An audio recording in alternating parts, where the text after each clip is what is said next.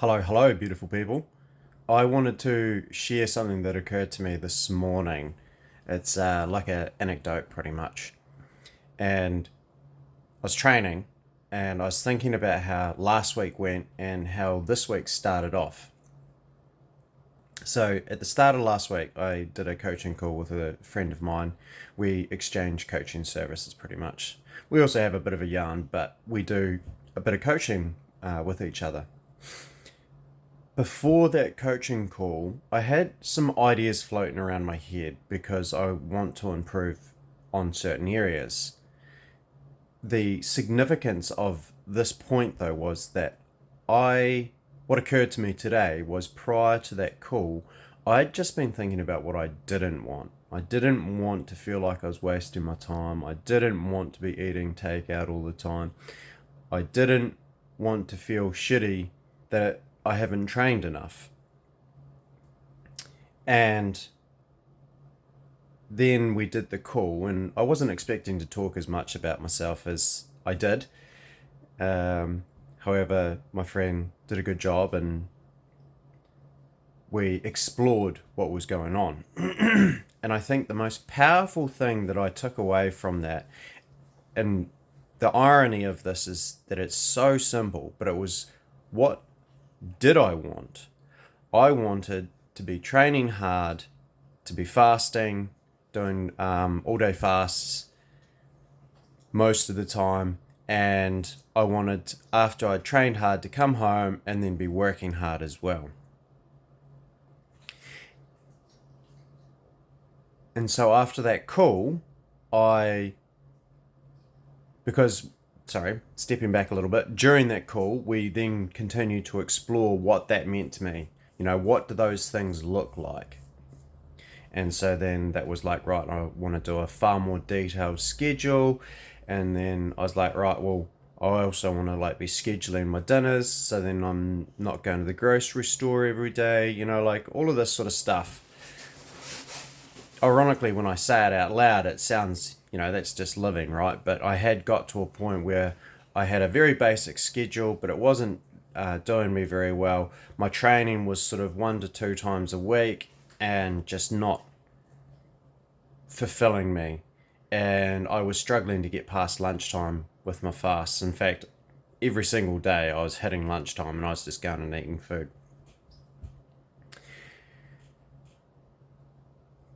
Then, like I said, it occurred to me, I was like, right, I want this. This is what I want. I wasn't focusing on what I didn't want. I started focusing on what I did want. And although it's just a subtle shift, it is really powerful, and it was really powerful for me.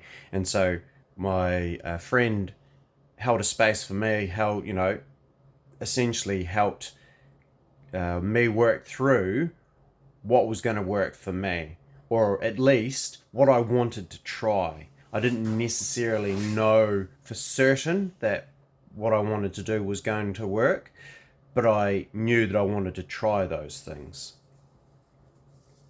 And so, yeah, I ended up writing out a really detailed schedule, which I would have thought would drive me a bit crazy because it's quite detailed, and it's the whole day. And then I did it for a 2 week, so I've got my kids and then my non-kids week, because of how I live, I have quite different weeks.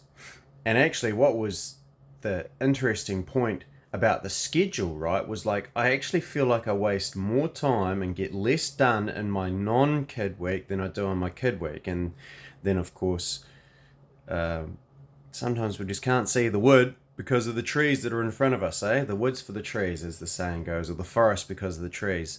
And so my friend was like, okay, well, that's because kids provide some structure. Kids need structure, and so it forces me to have more structure, which is why then I ultimately got to the point of going, yes, right, I'm going to try to do a really detailed schedule. And so I created this very detailed schedule. Now, I still had, at the end of the week, my review, I still had times when I phased out and didn't get much done, which, yeah, not proud of. But the key takeaway, though, is that when that happened, it didn't affect the next day because I had the next day already scheduled. And for the first time in a very long time, I weight trained 5 times last week, and I'm really happy about that. And I fasted most days as well, and I'm really happy about that. And in fact, I went out on Saturday night, first time in about 6 weeks, and I was feeling pretty rubbish yesterday. I'm still feeling it today, but yesterday I bought some takeout because I was just blobbing, right? It was a blob day, but I felt no guilt about that because I'd trained all week, because I'd been on point with my schedule about 90% of the time, and so it felt really good. And then this morning I've cracked into my new day and I've sorted out my schedule for this coming week. Well, actually, I'd already written this week's schedule, but I've just touched it up a little bit, right? And I've gone to the gym and I'm on point with my gymming. And so just essentially, it was just so important for me to have that conversation and to flip the narrative in my mind. Instead of focusing on what I don't want in my life, to actually focus on what I do want. Because when I then finally focused on what I did want, I could then start putting shape to what I wanted to change. Compared to if I'm just focusing on what I don't want, then it's very hard to take action on focusing on what you don't want. You know, I don't want to be in this condition. Well, how do I get out of this condition, right? Well, as you can see, just with that second question, it's lacking a focal point.